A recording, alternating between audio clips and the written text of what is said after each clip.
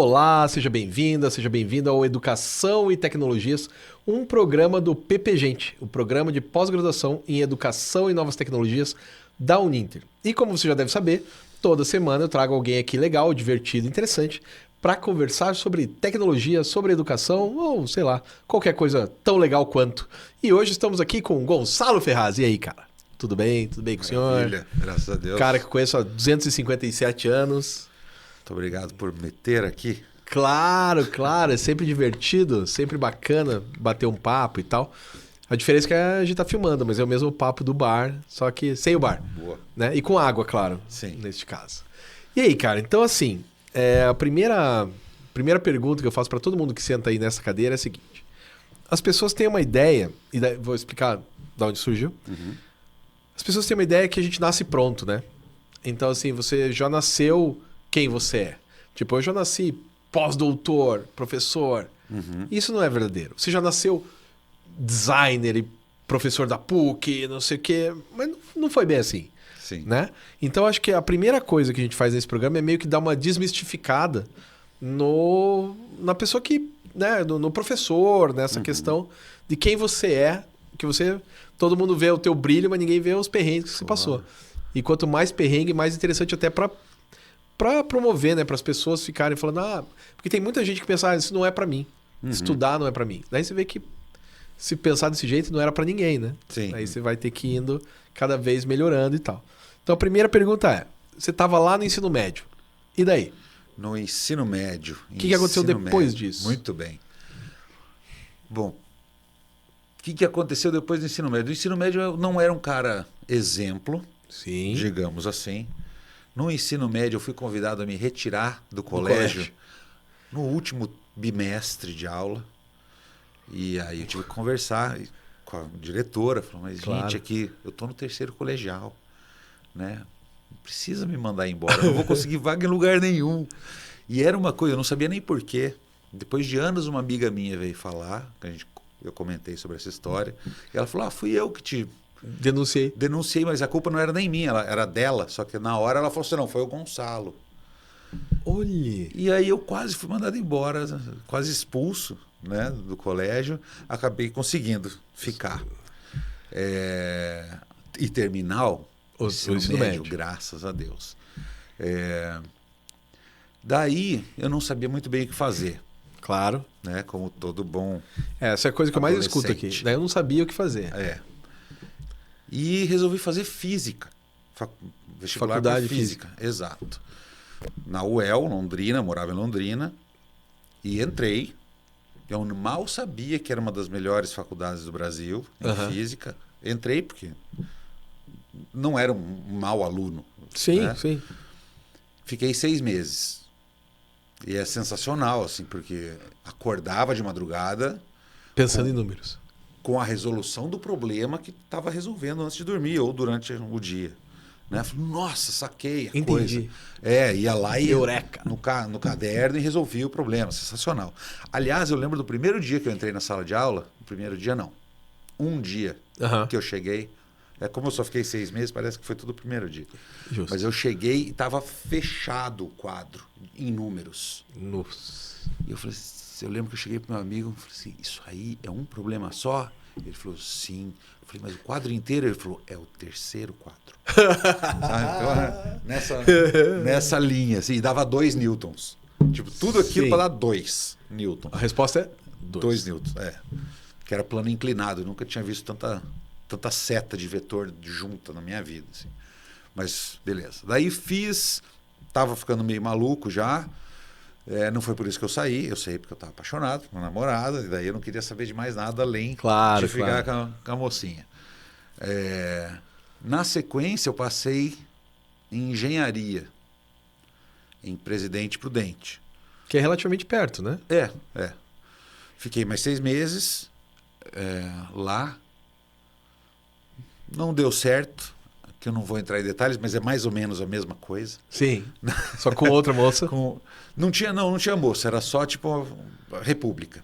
Tá. E voltei depois de 6 meses. E aí estava namorando outra moça já anos depois, e não sabia o que fazer. E ela chegou e falou assim, cara, eu vi um curso de design, de desenho industrial, acho que você vai gostar. Eu falei, não sei o que fazer mesmo, vamos fazer desenho industrial. Sim. E foi assim. Tinha tentado arquitetura aqui na Federal, não passei, e acabei entrando em desenho industrial e gostei. Você entrou em que ano? 95. Isso. Fiz a faculdade de 95 a final de 98. Fiz desenho industrial, lá era 3 anos curso comum e o último a gente decidia se era projeto de produto ou programação visual. Aham. Eu fui para programação visual, então especializei, né, em programação visual. Formei e de Londrina vim para Curitiba. Vim fazer uma pós-graduação, especialização. Aí eu estava na dúvida entre fazer especialização em web Que estava surgindo na que época. tava surgindo. É bom deixar claro. Justamente. Ou marketing. Eu fiquei na dúvida se essa tal de internet ia virar. Claro, claro. Então eu falei, eu vou no marketing, que eu já sei que O Bill Gates falou que não ia virar. Não era de graça, né? Naquele livro lá, não sei o que do futuro, Passagem para o Futuro, Ponte para o Futuro, uma coisa assim. Ele fala lá, olha, quem que vai entrar num lugar para pegar experiências de pessoas que não têm o menor conhecimento? Compre a Encarta. Lembra que ele vendia a Encarta? Nossa. Que era a enciclopédia da Microsoft? Então, ele falava, olha, as pessoas vão querer uma coisa balizada, certificada e tal, em vez de eu escutar qualquer Zé Ruela. E não foi bem o que aconteceu. Não, tal. E a Wikipédia para provar o contrário. Para provar o contrário, que veio alguns anos depois a Wikipédia. Sim, né? mas virou, né?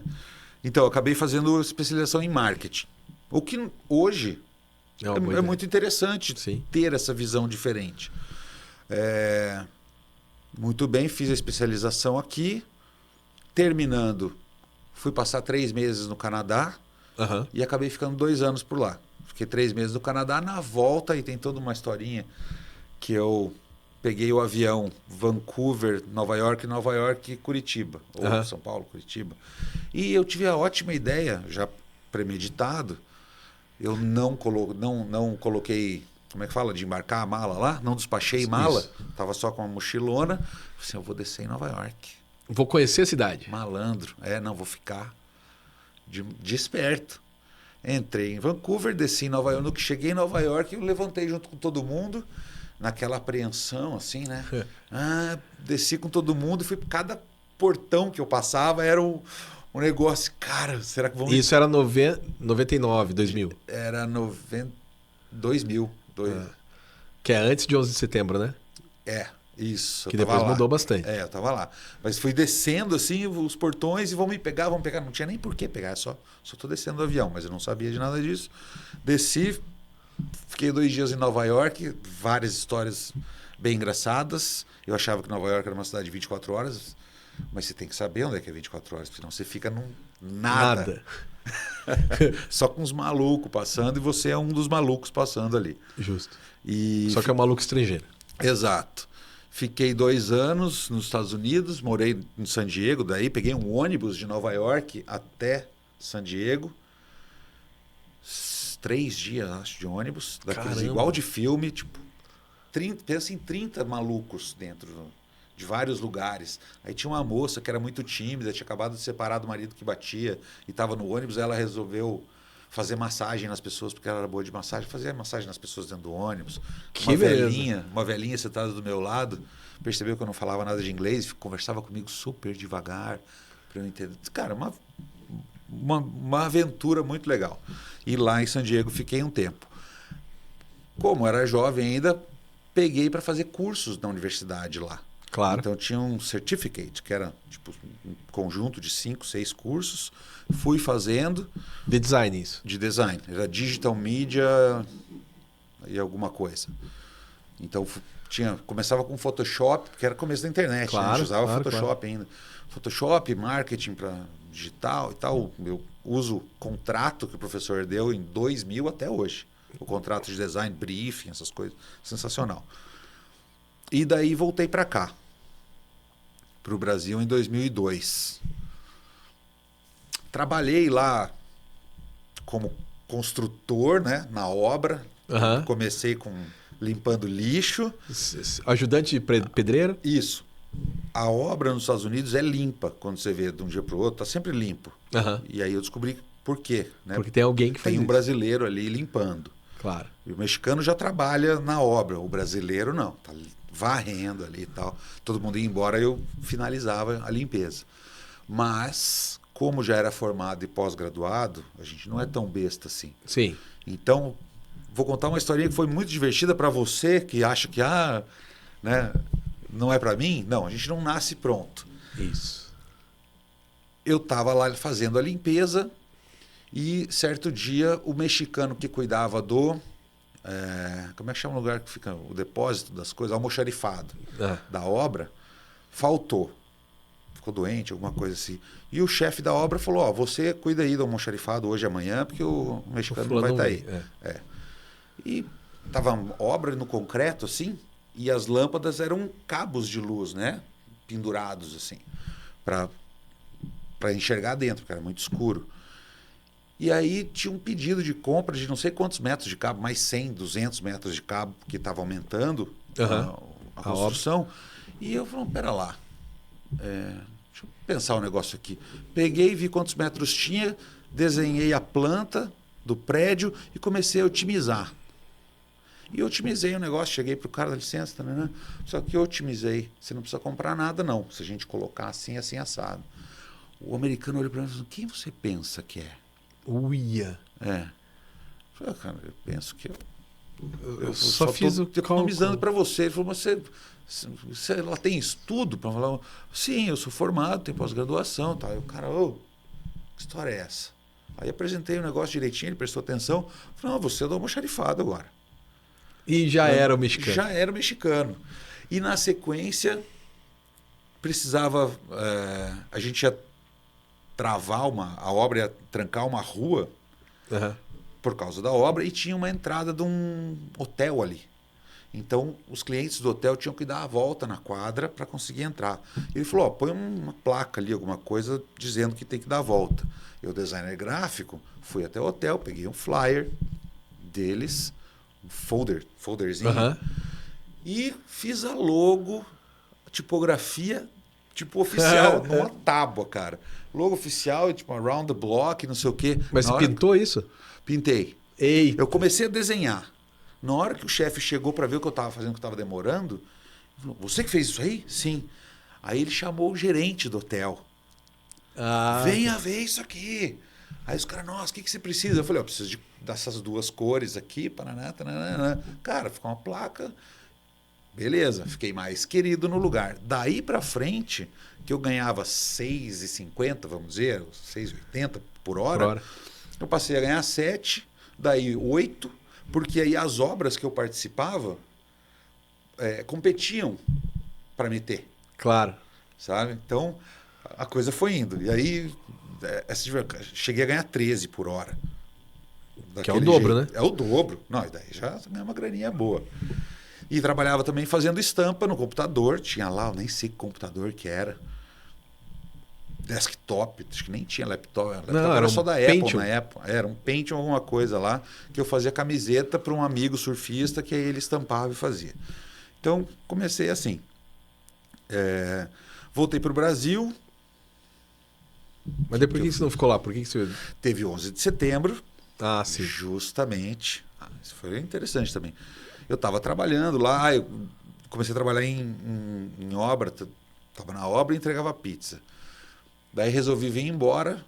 Tem uma aventura divertida, que eu acabei pegando o carro do meu chefe da obra lá, que era do vizinho dele, Nossa. que queria perder o carro porque o seguro pagava mais do que o valor do carro. Então ele falou, Gonçalo, você não quer levar o carro embora? Era um Nissan ZX350, uma máquina. E eu cruzei o deserto de Sonora, de carro e tal, um monte de historinhas aí dentro. E não fiquei... Aí teve o 11 de setembro. A partir do 11 de setembro, isso tem a ver com os cursos da universidade que eu fiz, a gente começou a perceber... Bom, eles começaram a ir atrás dos estudantes, né? Porque os terroristas lá tinham estudado nas universidades. Então, o governo parece que pegou a lista de estudantes estrangeiros e eu comecei a perceber, brasileiro caiu em tal bairro que tinha estudado na universidade, daí no outro bairro eu comecei a ver que era um caminho. Que todos eles estavam sendo deportados daí. É. E eu falei, tá vindo no caminho, daqui a pouco vai chegar no meu bairro. Sim. Pode ter sido só impressão minha, mas foi a impressão que eu tive. Nessa eu já falei com o chefe, tô indo embora, paraná, e acabei vindo com essa diversão do México aí, fiz toda uma incursão pelo México, fiquei 3 semanas, um mês no México, e voltei para cá. Voltei para cá, trabalhei, estava sem trabalho, Sim. dá uma depressão, voltar para o Brasil, 1 ano e meio com o cérebro se retorcendo, porque lá as coisas funcionam. Aham. Descobri que a lógica funciona lá e aqui é muito mais emocional. Isso. Você depende da emoção da pessoa. Isso. E foi 1 ano e meio de depressão, assim, porque eu via problemas aqui no Brasil. Pois é, voltei e comecei a trabalhar no Museu do Olho antes dele abrir. Nos 6 meses legal. antes de abrir, eu estava treinando para monitor, e aí eu lembro que eu via problemas, assim, tipo, tinha uns totens em L Aham. que eram posicionados e tinha nas 4 faces do L, tinha seta para os lugares. E não fazia o menor sentido aquilo. E eu estava encafifado, não é possível que o cara tenha feito errado. Cara do museu, né? O cara do museu, que agora não me lembro o nome, é um designer bastante conhecido aqui em Curitiba. E eu fiquei encafifado com aquilo e resolvi, achei. O problema é os lugares que os totens estavam. Ah, entendi. Ele preparou para um lugar e colocaram em outro. Eram 4 totens, tinha que estar no lugar certo e no posicionamento certo, para bater aqui e lá, e todos os lados. E eu descobri isso, cheguei para a chefe e falei, chefe, descobri, é só colocar em tal lugar, assim, assim, assado. Ela falou, não mexa nisso. Como não? Ela falou assim, isso não é problema seu. Eu falei, mas eu descobri como é que é só colocar. Eu preciso de uma pessoa ou 2 para me ajudar a levantar o totem. Eu trabalho há 30 anos no Estado e sei como as coisas funcionam. Não mexa, você está proibido de resolver isso. Então, a cabeça né? ficava maluca, porque nos Estados Unidos a coisa, ganhava Sim. promoção por isso. Sim, sim. Trabalhei nisso, daí eu não estava bem, fui trabalhar mudei para 1º de Maio, uma cidadezinha no norte do Paraná.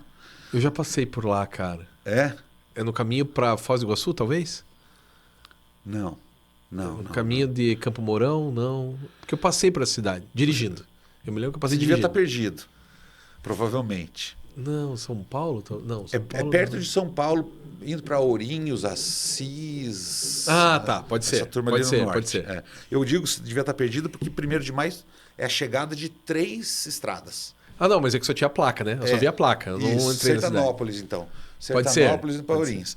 Porque para chegar em 1º de Maio são 3 estradas que chegam, não é passagem para lugar nenhum. Por isso que não cresce muito. Agora Claro. tem um Hard Rock Resort que vai abrir lá. Então fui morar em 1º de Maio para ficar perto dos meus avós, que nada melhor que ficar perto dos avós quando você está nervoso. Claro. Né? Que eu estava naquela depressão, esse Brasil aqui é uma porcaria. Então vai morar com o avô e com a avó, e tinha meus tios artistas, minha tia escritora, meu tio desenhista, que tinham lá a empresa deles, estavam fazendo livros e tal. Então passei alguns meses lá com eles, foi ótimo. Trabalhando com eles, fazendo Trabalhando livro. na editoração, é. Que legal. Aliás, tem um livro que eu editorei, Musa Paradisíaca, um catatal de um livrão assim de Isso era no sobre arte. Aldus PageMaker ainda. Ou não era o InDesign ainda? Não era o design. Era o Aldus PageMaker, que depois virou Adobe PageMaker. Era isso aí. Ou tinha alguma coisa de Star também, Star. Star era do Linux, que eu me lembre. Mas era isso aí. Meu tio colocou um Mac na minha mão que eu nunca tinha usado. Loucura. E tinha Photoshop lá. Fiz umas paradas bem legais. E a minha vontade de ser professor. Sim. Sempre comigo. Cara, isso era 2002, eu estava com 28. E queria muito ser professor. Então comecei a trabalhar para isso. Acabei mandando um monte de currículo e passei em Xanxerê, Santa Catarina. Uma cidade zica do lado de Chapecó. Isso. É uma cidade pequenininha, mas foi muito legal conhecer, porque o povo ali é muito bacana. Talvez seja coisa de cidade pequena. Sim. Todo mundo se conhece, sabe? O reitor falou assim, vamos jantar ali no restaurante de sempre. E você vai Só comer. tem um. O que é bom ali, né? É. Talvez tenha os outros mais simples, mas tem um que é bom. E aí vai reitor, com diretor, com professor, com aluno, todo mundo junto, conhece o pai, conhece o tio. Estudou com o pai. É uma família cresceu só, do parece. lado. Super legal. A UNOESC. Boa universidade, é uma universidade Estadual. comunitária. Lá tem um modelo desse, que é a própria turma que banca ali. Então tem Xanxerê, tem Joaçaba, não sei se tem Chapecó, tem São Miguel do Oeste, se não me engano. Fiquei 1 ano lá. Foi muito interessante. Daí você dava aula do que lá? Pois é o meu próximo ponto. Você é Vamos professor novo? Você pega a segunda de manhã e a sexta à noite, mas além disso, o que mais? Exatamente. Aí você pega a metodologia científica. Claro. Professor novo, metodologia científica. Ainda que eu dei aula de metodologia científica, tô longe de ser novo, mas enfim. Sim, mas eu gosto da ideia. É muito bacana. Pois é. É uma dor enorme. Mas o que eu achei interessante é que eu entendi metodologia científica nessa época muito melhor, porque eu tinha acabado de voltar dos Estados Unidos. E metodologia científica é lógica. Sim. Daí depois, quando eu vim com o cérebro mais lógico dos Estados Unidos, mas faz todo sentido, coisa que eu passei a universidade inteira tentando entender e não fazia sentido nenhum. Porque eu acho que aqui a gente trabalha menos com lógica. Que vem do Descartes, né? Aquela coisa do cartesianismo. E no Brasil não tem muito da lógica no dia a dia. Se fosse para a Alemanha, voltaria melhor ainda. Né? Pois é. Porque os caras são mais lógicos ainda. E daí aprendi muito ali. Claro, o primeiro passo, né? Mas aprendi muito no estudar isso para dar aula. E pegava também sexta-noite, que era alguma coisa para a última turma. Não era TCC, mas era tendências do design. Sim, que é aquelas matérias que todo semestre você vai ter que fazer uma ementa nova. Exatamente. Então fiquei 1 ano lá e daí voltei para a Unopar, que é onde eu tinha me formado, né? Para ser professor lá. Daí em Londrina. Em Londrina. Daí era 2004. Daí sim foi legal. Comecei a dar aula para marketing. E a gente tem que estudar tudo, né? Toda vez. O divertido de ser professor é isso. Sim, exatamente. Então, teorias da comunicação. Não, teorias da comunicação foi mais tarde. Era alguma coisa no marketing, comunicação e alguma coisa. Para o marketing, no design, eu comecei com embalagem, talvez. Depois. Que legal. Era um tipo de semiótica, que era produção e análise da imagem. E aí vem o que vem de disciplina, a gente vai fazendo, né? Então estuda-se bastante e é bem legal. Nesse momento, eu ainda era designer gráfico, já passando pelo marketing, que eu já tinha feito especialização, então entendi um pouquinho. E aí um dos professores, que tinha sido importado de Bauru, se não me engano, um projeto dele passou no CNPq. Que ele queria construir uma biblioteca de materiais, porque ele era engenheiro de materiais, dando aula no design de produto. Legal. E aí ele falou assim, eu quero construir uma biblioteca de materiais para designers de produto fazerem escolhas mais inteligentes nos seus materiais. Daí ele falou assim, você não quer ajudar? Eu falei, cara, eu não entendo nem o que você está falando, né? Daí ele me explicou, vamos fazer um sistema digital para isso. Foi aí que eu falei, mas como é que um designer pode ajudar num sistema digital, né? Com internet e tal? Foi aí que eu descobri usabilidade e arquitetura de informação, né? 2 bíblias que eu uso até hoje, os mesmos 2 livros, que são enormes. Aquele da Price, Rogers e Sharp. Esse é de interface, né? Esse de interface. Esse é o de interface, design de interface, sim. É porque é o urso polar da arquitetura de informação. Sei. Né? E tem o outro que é usabilidade web usability, que agora não me lembro. Eu esqueci o nome da editora, que são sempre os bichos que estão na capa. O'Reilly. E o outro de usabilidade agora me deu branco, mas eu tenho PDF, o bichão lá. Que é uma bíblia, maravilha, assim. E depois, aí comecei a estudar isso. E trabalhar com o cara para... Eu estava aprendendo, né? Claro. Então, fazer pesquisa com o usuário, quem que vai ser, quem que não vai ser. Era um laboratório que a gente... Ele conseguiu um laboratório, aliás, isso é bem interessante. Para nós mais velhos, a gente já sabe que é assim que funciona. Mas para os mais novos, a gente precisava de 10 computadores e uma salinha. 10 computadores com internet, tinha que Numa especificar sala. na época, e uma impressora para fazer laboratório. Como esse cara já era mais descolado, ele fez um projeto que ele pedia acho que 20 computadores, R$1 milhão, que hoje imagina seria 3 milhões, 4 milhões, e um prédio. E daí eles falaram, não. Vamos te dar os 10 Os 10 computadores e essa linha. Fechou. E ali a gente começou. Aliás, eu me lembro, para a turma mais jovem ter ideia do que estava acontecendo nesse tempo, foi quando lançou o Google Earth. Eu lembro. Google Maps, talvez. Google Maps. Eu perdi 2 dias de trabalho andando, vendo foto dos lugares. Falei, cara, o que é isso? Era o Google Earth. Isso. Na hora que você girava eu rodei o globo, era heresia para mim aquilo, sabe? Falei, cara, não pode, isso não vai dar certo.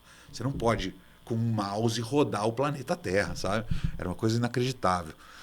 Até me chamavam de Google Boy, porque uma vez eu suei o olho. Quando eu instalei, chamava Google Desktop. Você instalava... Lembro, tive. Tipo o Spotlight do Mac. Né? Você abriu o Google Desktop, ele achava os arquivos. Na hora que eu vi aquilo, deu uma suada, assim, que os caras... Google Boy. Então, ali eu comecei a estudar essa parte que hoje chama User Experience, experiência do usuário. Né? Foi aí que a gente se conheceu. Na sequência, eu estava em Londrina, 2004, 2005, 2006...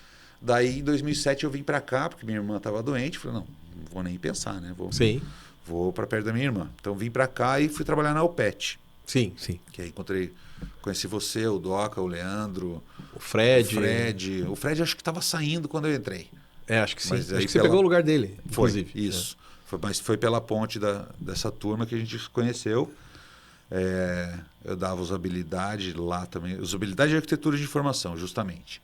Na Alpet. E isso é 2010, né? Mais ou menos. 2007. Foi 7, 8. Pode ser. Isso aí. Pode ser. Lembrei, porque eram as primeiras turmas. Era tecnologia web nosso curso, eu acho. Não, era... web design. Era web design? Era web design o nome. Daí depois mudou pra... aí acho que em 2010 mudou o nome do curso, mas não lembro. Nossa, faz muito tempo, né? O coordenador era o Vivan, grande Vivan. Isso. Que era meu vizinho até pouco tempo atrás, mas se mudou. E aí fiquei ali, na Alpet. Foi muito bacana. Nessa época eu comecei a estudar filosofia. Sim. A maneira clássica. Tem uma escola aqui em Curitiba que eu ainda estou lá. Há mais de 10 anos, então. 17. Quase 20. É muito bacana. Falo para todo mundo. Sabe? Se quiser, vai lá, faz o primeiro curso de 4, 5 meses. Delícia. E pontuo isso porque é uma virada na vida. Sabe? Tipo, opa, agora eu começo a ver as coisas de uma maneira muito mais interessante. Não é a filosofia acadêmica. Né? Que é outra coisa. É outra coisa bem diferente. Sim. Aliás, tive uma conversa uma vez num ônibus indo para Xanxerê. O ônibus passava por Toledo para daí descer. E Toledo tem um polo de filosofia acadêmica. E aí eu sentei do lado da diretora, coordenadora do curso. Em certo momento a gente falou, achamos o ponto em comum da filosofia. E eu comentei, falei assim, o que eu gosto mais de filosofia... Não era para Xanxerê, foi muito mais tarde. Estava indo fazer algum trabalho em Pato Branco, acho. Não, a cronologia. Né? E eu falei assim, eu gosto muito da filosofia porque ela facilita a nossa vida, né? Ela traz ferramentas muito importantes. Ela falou, não, a filosofia não tem nada de útil. A filosofia é uma área de estudo. E eu lembro que ali a gente parou de conversar. Eu falei, vou me afastar de você porque eu discordo completamente. A filosofia que a gente estuda aqui é com muito mais ferramentas do dia a dia. Tipo, se você aprende um negócio e não consegue aplicar, aí sim, cara. Não sei nem para que você está estudando ou aprendendo isso. Né? Então, ali a gente aprende e melhora a vida. A gente vai se tornando pessoas melhores. Aliás, porque ali, essa escola, Nova Acrópole chama, é de formação do caráter. Então, outra parada. Hoje está na moda o estoico, mas a gente passa por várias escolas para chegar nisso. Então, daí a gente está em 2007, o PET... Da Opet vem o Faber Ludens, Sim. que é o que nós abrimos, juntamos aí meia dúzia de caras. Que sabiam dessas paradas. Muito divertidos, engraçados. Até no meu currículo tá lá, me diverti muito. Por 50% de diversão, 50% de trabalho. É. Abrimos o Faber Ludens, onde eu era professor, e daí a gente juntou nessa equipe como consultores, a gente fazia projetos para fora. Eu fazia bem pouco, né? Eu era mais professor mesmo, porque eu estava como coordenador na UPET. É verdade. Eu não tinha tempo de nada. Eu só ajudava de vez em quando. E aí, ali a gente tinha a equipe, tava o Leandro, o Fred, depois veio o Gonzato, que foi aluno, Isso. né? E entrou para o corpo discente. Tinha o Vini Chuves. O Chuves, o Terces. Não, Terces. foi o Paolo da primeira turma. Então a gente criou a pós-graduação, primeiro de tudo. E aí, a partir da pós-graduação, a gente começou a fazer projetos para fora. Que acho que foi o grande momento ali, Isso. que mais me fez crescer na carreira.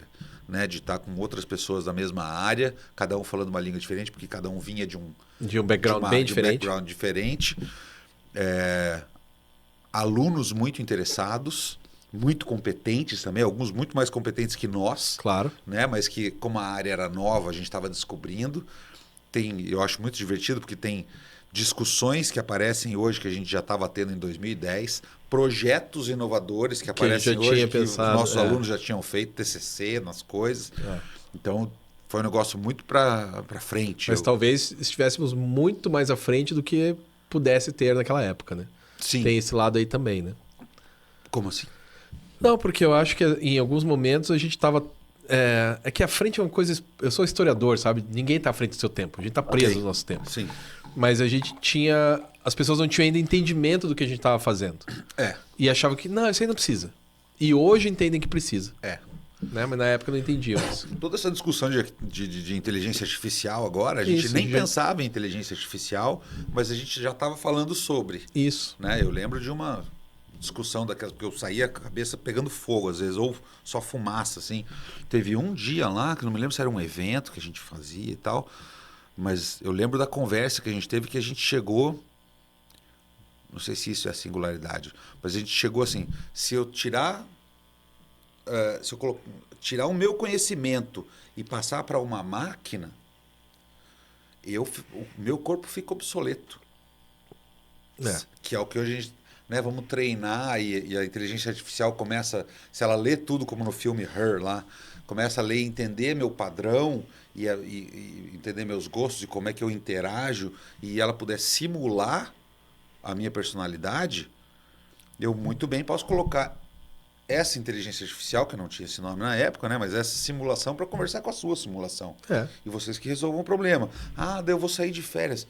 Meu irmão, aí você não presta mais. Eu me lembro de uma discussão que foi assim, então tá, se eu tenho uma inteligência artificial, mas eu acho que alguém falou o nome inteligência artificial mesmo. E ela aprende sozinha e ela se comunica. Se eu puxá-la da tomada, eu estou cometendo assassinato? Porque o que diz que uma pessoa está viva? Né? Que uma coisa está viva? Né? Então, assim, será que se eu tenho... Se o negócio aprende, se o negócio interage, será que ele não está tão vivo quanto eu? Então, se eu puxar a tomada, eu sou um assassino, né? Eu me lembro dessa discussão que está tendo hoje. Igual. Olha que legal. Então, eu até não me lembro nessa discussão que a gente estava tendo, nessa conversa muito louca, quais eram exatamente as definições, mas a gente passou assim, se a minha simulação com a tua simulação começarem a conversar, talvez elas vão otimizar, porque né, essa comunicação. E se começa a conectar com todos os outros, elas vão otimizar. Então vai chegar num momento que vai ficar otimizando tanto as comunicações, que elas vão precisar falar menos. Que vai chegar um momento que não fala mais. Vai chegar num momento que vai fazer, pum, acabou. Vai otimizando, juntando. Tipo, se a minha juntar com a sua, né, vamos trabalhar juntos. Passa a ser um só e assim vai, pum, acabou. E nesse tempo a gente já ficou obsoleto, porque a tecnologia não precisa mais de nós. A gente alienou o nosso poder para essa tecnologia. Deu todo o poder, né? E agora está tudo isso acontecendo, então é muito interessante. Em 2013 para 2014, daí eu fui professor, daí fui coordenador, acabei sendo presidente por 1 ano ou 2 do Faber Ludens. Durou 5 anos o Faber Ludens, como eu tinha não previsto, mas proposto. Não, mas todo mundo pensou nisso, né? Que não era para sempre, era só um troço pontual, assim. Na época que eu falei 5 anos, a turma ficou brava comigo. Não, tem que... Eu falei, cara, nada dura é que eu me sempre. lembro que eu estava no mestrado, o Leandro estava no mestrado, o Fred estava no mestrado. E a gente estava começando a nossa carreira acadêmica, né? Em 2008 isso. A gente estava começando a nossa carreira acadêmica e falou, não, isso aqui tem que durar até acabar a nossa carreira acadêmica, né? Até acabar a nossa formação. Sim. Nossa formação acadêmica. E no final só eu fui... Não, e o Fred também, né? Que chegamos até o final do doutorado. Sim. O resto meio que foi... Cada um pro seu lado. Foi o que aconteceu nessa época, né? Tipo, cada um foi para um lado e beleza. Então, daí, a partir daí, nós abrimos uma empresa. Isso. Nós dois, né? Mas você foi pro doutorado, eu acho. Eu fiz doutorado de 2011 a 2014. Então foi nessa época aí. E aí, então, eu virei autônomo, consultor, ainda pegava em consultoria de UX e pesquisa. E em 2015, eu percebi que o mercado estava querendo UX Research, pesquisa de usuários. Tinha o nosso objetivo no Instituto, que era criar uma comunidade de designers de interação, que era o que tinha na época, né? Sim. Design de interação, que era o Instituto Faber Ludens de Design de Interação. Eu acho que a gente cumpriu muito bem. Eu também acho. A gente tinha 3 objetivos, que era aproximar a academia do mercado, criar essa comunidade e se tornar um negócio internacional, que não fazia o menor sentido se a gente fosse pensar nos 5 anos que era a proposição. Então faltou virar internacional. Então já estava feito isso e aí, estando na área, eu percebi que o mercado estava querendo pesquisa com usuário, que designer tinha bastante.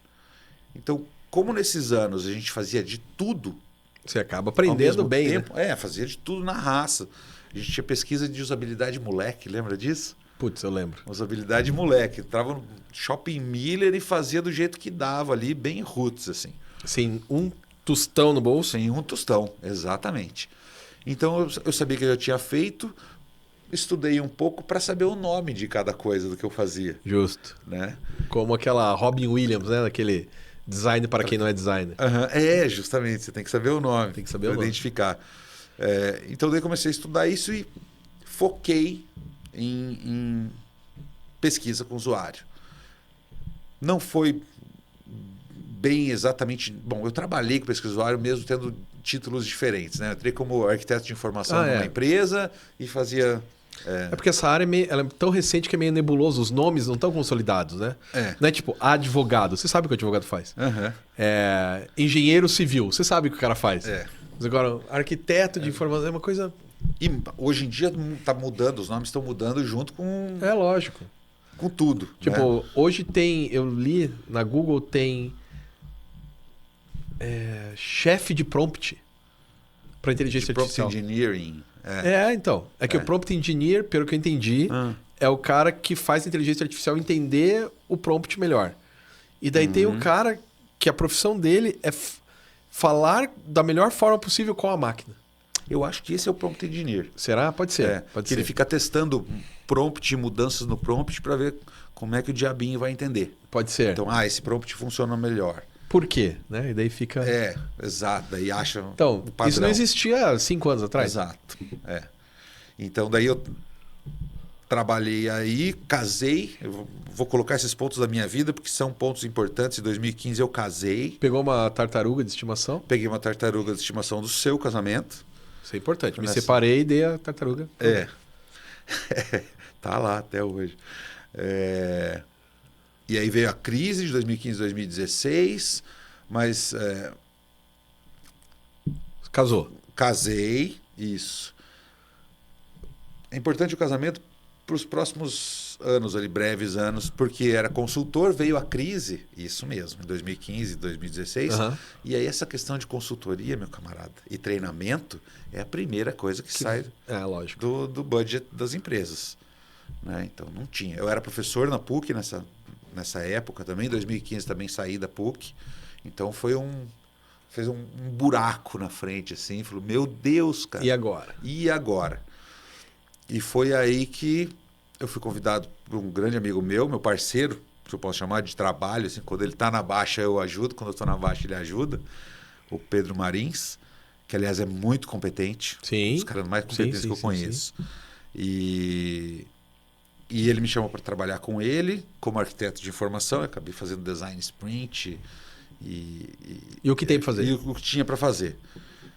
Trabalhei na Mentores nessa época também, Mentores Digital, uma agência daqui de Curitiba. Acabou de ser vendida para uma empresa maior, barato, a empresa muito boa. Aliás, uma das coisas, as características que eu falava, que eu dou para mentores são pessoas francas e honestas e competentes no design. Sabe? Então, Mas é uma empresa de design. De design. Ah, tá. Aqui por mentores podia ser de professor, né? Exato, exato. O nome, no começo eu não entendi direito, mas é de design, web, gráfico, tudo. Mas foi muito interessante essa experiência. Papo franco, reto no design. Foi a primeira e talvez a mais franca. Não posso dizer que seja a única. Talvez eu seja injusto com alguém. Mas foi um papo franco ali, de honestidade, um lugar muito bom de trabalhar. E aprendi design sprint, que também estava começando, com o Raul Macedo. Eu nem sei o que é design sprint, porque daí eu larguei essa parte do design em 2014, nunca mais. Não, 2015, né? Eu entrei na Uninter, eu virei doutor, entrei na Uninter, e daí eu fui para pós-graduação, né? Fui dar aula na pós-graduação. E tchau. Eu fui dar aula de outras coisas, né? De educação mesmo, que é outra coisa. Outra pegada. O design sprint nasceu num cara de dentro do Google, que ele criou um método de design, e daí funcionou dentro do Google, ele lançou o livro dele e foi para frente. O que é? É uma cadeia de métodos, de atividades, que você em uma semana vai validar uma ideia, né? Então, tem a parte de brainstorming, de definição, de melhor desenvolvimento da ideia, e na sexta-feira você já testa um protótipo do negócio, o mínimo. Então você valida a ideia. Como é que é? O produto mínimo viável, isso? Quase isso. Mas, mas é isso aí, o MVP, né? Isso. É quase um MVPzinho, porque é protótipo ainda. O MVP já seria meio que lançamento. Tá. Né? Isso é o produto mínimo viável para funcionar. De verdade, tá. Em uma semana, tipo, o cara teve uma ideia. Vamos ver se funciona? Junta lá 10 pessoas numa sala fechada em uma semana e vê se se os teus usuários, seus clientes compram, se funciona. Cara, é sensacional. E se pifar, pifou. Se não der certo, não deu certo. Morreu. Uma semana de trabalho. Você não vai ficar 3 meses, 6 meses desenvolvendo o negócio. Inteligente. É super bom, cara. Super bom. E aí, com o tempo, foram nascendo vários tipos. Até nós mesmos evoluímos para a nossa necessidade. Né? Vai adaptando, né? E como a gente fazia para fora, quando você está fazendo para a sua própria empresa, você conhece todo mundo ali. Quando você está fazendo para um cliente, é diferente. Então a gente tinha que fazer com mais esmero. E aí uma semana já não dava mais, porque a gente tinha que passar o final de semana fazendo um protótipo legal. Então, sim. Porque o cara não consegue entender o que está acontecendo no esqueleto. Ele vê um wireframe, que é o esqueleto, e fala, mas não dá para pôr uma cor aí? Cara, isso aqui é só o rabisco. Então a gente foi evoluindo isso. Então aprendi isso. Daí fui para trabalhar com o Pedro e na sequência, ainda como consultor, mas na sequência eu tive um convite de uma grande empresa aqui, brasileira, até latino-americana, para trabalhar lá. Eu falei, cara, mas eu nunca trabalhei em empresa grande, ou tipo, para empresa, CLT. Eu era meio contra isso, sabe? Ser professor é outra parada, né? Mesmo que seja numa empresa grande, é outra coisa. E consultor, eu era autônomo. Sim. Né? Tava ali com o Pedro nessa empresa, nessa startup, era uma startup, também como autônomo. Estou aqui, PJ, prestando serviço. E aí fui convidado para essa grande empresa. E será que vou? Será que não vou? Por isso que o casamento é importante. Saindo de uma crise, consultoria e treinamento. Instabilidade total. Ou até estava estável lá embaixo. Sabe? Estava estável no raso. Tá. Falei assim, cara, acho que é o momento, porque agora eu tenho uma família para cuidar. Tem gente que depende de mim. Né? Então, vamos guardar os nossos pré-conceitos, porque eu nunca trabalhei numa empresa grande, e foi aí que entrei nessa grande empresa. Fiquei só 6 meses, porque a gente aprende que, enquanto consultor, você não tem chefe. Sim. Na hora que você entra numa grande empresa, tem vários chefes. E eu não tinha disciplina suficiente para lidar com isso, né? Então eu fiquei 6 meses, mas daí na sequência foi onde, agora nós estamos em 2019 já, eu entrei na Pipefy, que é uma startup que cresceu bem aqui de Curitiba, que já é americana. Fiquei lá um tempo já como researcher. Mas daí você entrou em 2019 já como researcher. Essa é a ideia. A empresa antes foi a Bradesco Seguros. Eu entrei como researcher, mas quando eu entrei mesmo, eles falaram, não, mas esse aqui era só o nome que a gente deu para chamar você, se você é líder do time. Ah, entendi. Tá bom. Então já era researcher aí.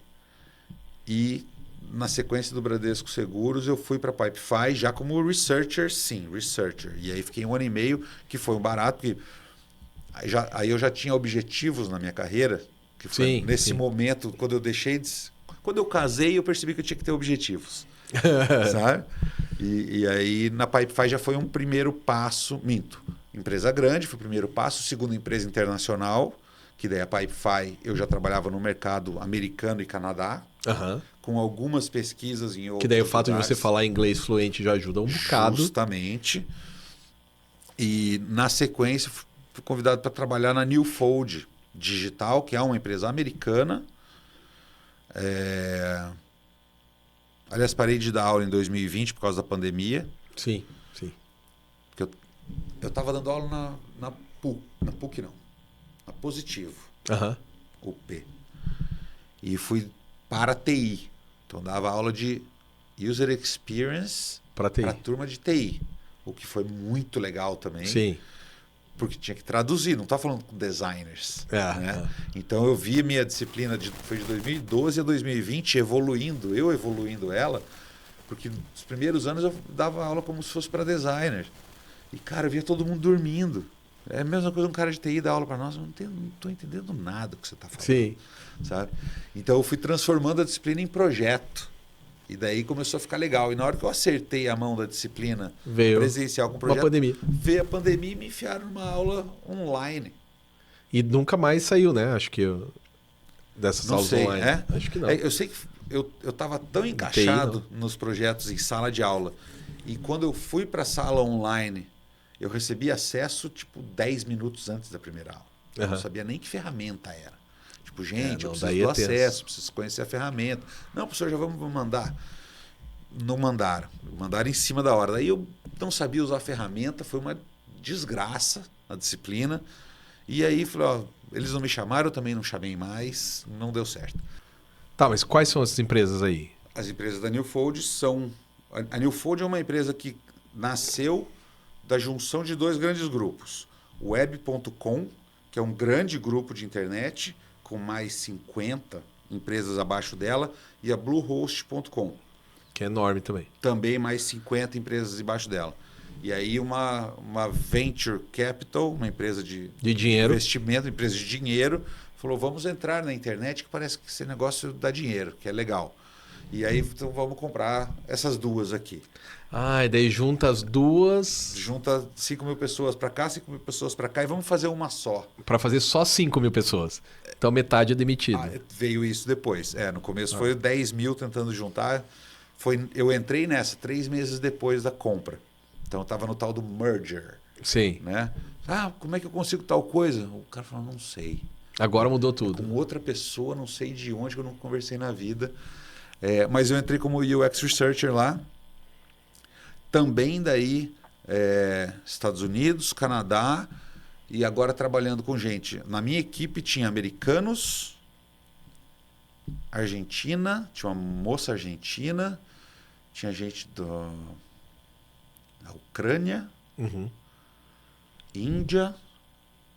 Então daí vira um barato essa coisa, sabe? Sim. A maioria americana, sim. Então, e aí fui trabalhando lá. Nos primeiros 6 meses eu era UX Researcher, dedicado. Depois de 6 meses o meu chefe falou assim, Gonçalo, nós estamos precisando de designer. UX designer, product designer. Também não é claro para mim a diferença disso tudo, né? Mas preciso desenhar as interfaces também, fazer os fluxos e tal. você pode fazer isso? Falou, não é o que eu mais gosto. Mas eu faço. Tava 8 anos só na pesquisa, ou focado na pesquisa, mas eu faço, claro. Ué, né? Que ele falou, você já se provou como pesquisador. Né? E desde o primeiro dia de trabalho eu falei assim, eu quero mudar para os Estados Unidos. Uhum. Então, primeira reunião que eu tive com ele, falei, é isso que eu quero. Você quer saber por que eu estou aqui? É por isso. Para mudar para os Estados Unidos e ganhar em dólar. Eu quero uma carreira internacional. Aliás, também para quem é mais jovem, na Pipefy, a empresa anterior, eu entrei achando que eu era mais um profissional. Né? Que, tipo, cara, que sorte de eu estar aqui. E aí eu tive a oportunidade, a empresa me deu um curso no Norman Nielsen Group, no NN Group, que para mim é uma das melhores referências. É a nata da nata. E o legal é isso, não nasci pronto, né? Mas quando eu fiz esse curso, eu percebi que eu estava num nível internacional de conhecimento. Sim. Porque 80% do que teve no curso eu já sabia. Né? E os outros 20% foi ouro. Falei, cara, sensacional isso aqui, não sabia. E aí eu vi que estava conversando junto com o resto da turma do mundo inteiro, porque é um curso internacional, né? Então eu me senti muito bem com isso. Falei, olha, eu posso apostar nisso. Sim. Né? Então fui para a Newfold já mais confiante, pude chegar para o chefe e falar, eu quero ir para os Estados Unidos, porque eu sei que eu aguento. Eu aguento, exatamente. E aí, então foi esses primeiros 6 meses de research, daí 2 anos como designer, researcher, e aí no finalzinho voltei a ser researcher só, como essas grandes empresas, a estrutura organizacional muda a cada 6 meses, né? Então você está num time fazendo uma coisa, de repente muda, o teu chefe sai, entra outro chefe, e aí você está agora no marketing, agora estou no design, agora estou no produto, e não faz o menor sentido, mas eu já tinha aprendido a trabalhar em grandes empresas. Sim, depois desses 5 anos. Né? Então você fala assim, ó, tá tudo certo. Vou fazer o meu. Você me diga quem é meu chefe, o que eu preciso fazer, o que eu preciso alcançar, que eu vou. Né? E que é um barato isso. E foi assim até o começo desse ano. E daí eu nem vou entrar no mérito político da coisa, mas eu decidi que eu quero ter mais liberdade. Sim. Sabe?